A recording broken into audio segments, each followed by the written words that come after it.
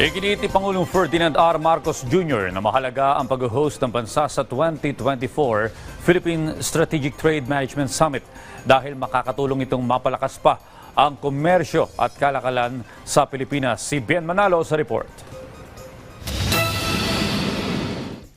Pagpapasigla ng komersyo at kalakalan tungo sa pag-unlad ng Pilipinas. Ito ang iginiit ni Pangulong Ferdinand R. Marcos Jr. sa kanyang talumpati sa 2024 Philippine Strategic Trade Management Summit. Ayon kay Pangulong Marcos Jr., makasaysayan ang tagpong ito para sa Pilipinas dahil ito ang unang pagkakataon na naging host country ang bansa sa Trade Management Summit.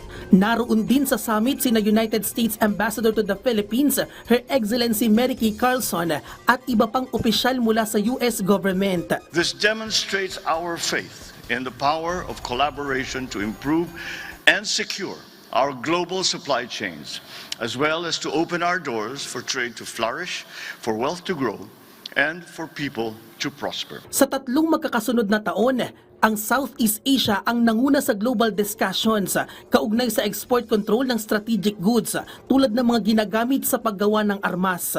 Ayon sa Pangulo, ito ang naging daan para palakasin pa ang ugnayan ng mga bansa sa ASEAN at partners mula sa iba't ibang dako ng mundo.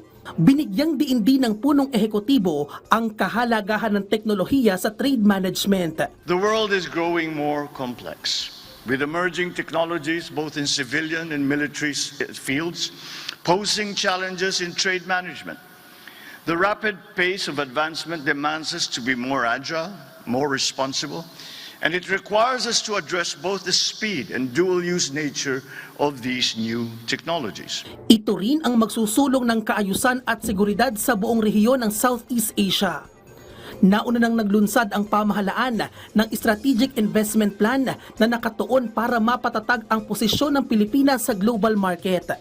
Kaugnay nito, bumuo na rin ang mga pulisiya na magpapatatag sa STMA at pagpapatupad ng mga programa para epektibong makasunod sa mga regulasyon, hindi lamang ang mga border control officer, maging ang mga stakeholder.